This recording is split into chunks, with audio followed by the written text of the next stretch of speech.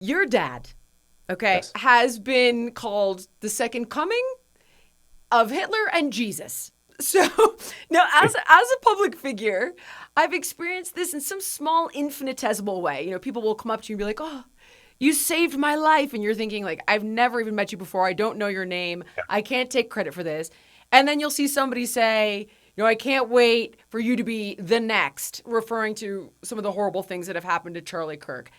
I experienced this insanity on the smallest scale.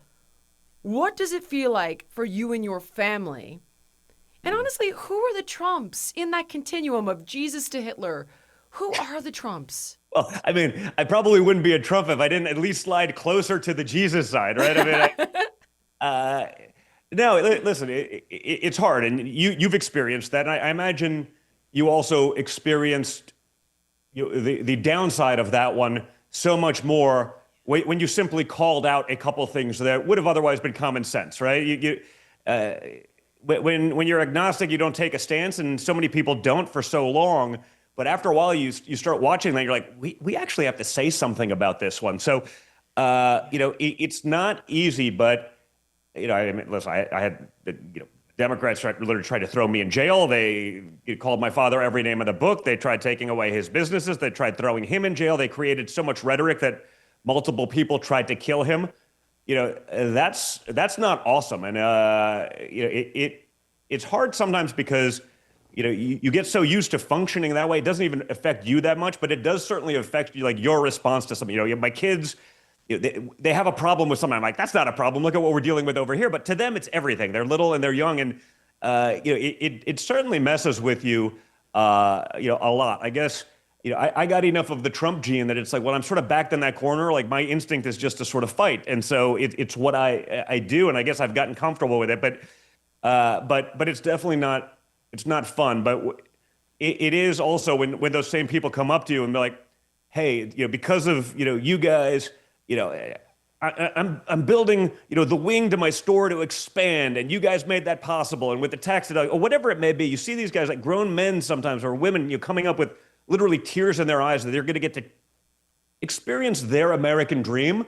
That makes all of it worth it. But no, it's certainly not been easy. I think my father, the story I always tell on this one is sort of like my father recognized it really early. When he ran, when he did that announcement, it was June 16th, 2015. And I remember that because it was my daughter's first birthday. Uh, and we're getting in the elevator out of Trump Tower at his office before sort of the infamous escalator ride as sort of depicted on The Simpsons. Uh, and he just looked at me and he goes, and now we find out who our real friends are. Wow. And at the time, I was like, cool. Like, he understands this won't be easy, and I think we probably grossly, underestimated just how difficult it would all be. But I think as I thought about it more in the future, and it describes him so well, it wasn't just that he knew what would happen; it's that he knew what would happen, and he did it anyway because it was the right thing to do. And so, that's sort of the true testament, of the guy who he is. He does the hard things that need to be done. He says the hard things that need to be said. We saw that, last July, when they shot him in the face, and rather than just staying down and hiding, he came up and, uh, we got to fight. So, it's been a wild journey, but it's been really fascinating to watch. There's so much there, and I have questions about all of it. But you bring up the guy who shot him in the face. And of course, now there's new information circulating. And everybody has been pretty freaking suspicious of what we've been told so far. But you got a kid that somehow got on a roof Yeah. that like they had eyes on but didn't shoot until they got the okay, and he had three encrypted cell phones. And like, if we were to just put all of the politically correct aside, this is what it looks like to me, right? I know this game plan. Game plan one, smear. Make up insane, horrible, awful things. Discredit. If that doesn't work, litigate into the ground. That doesn't work, debank. You've seen all of this. You've lived all of this. I've lived a fraction of it. And if that doesn't work, it seems like they tried to kill him. Yeah. Who is they? Because I don't think it's Thomas Crooks. Do you?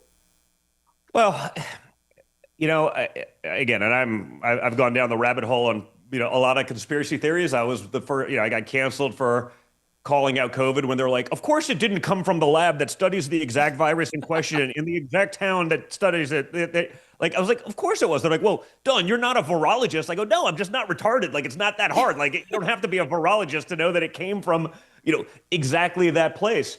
Yeah. It was very odd to me when, this kid, had no social footprint, and that, a guy with a rifle was allowed to get within 130 yards of the presumptive nominee on a party, and the excuse was, well, the roof was, it was a 4-degree pitch slope. I'm like, I don't know, man.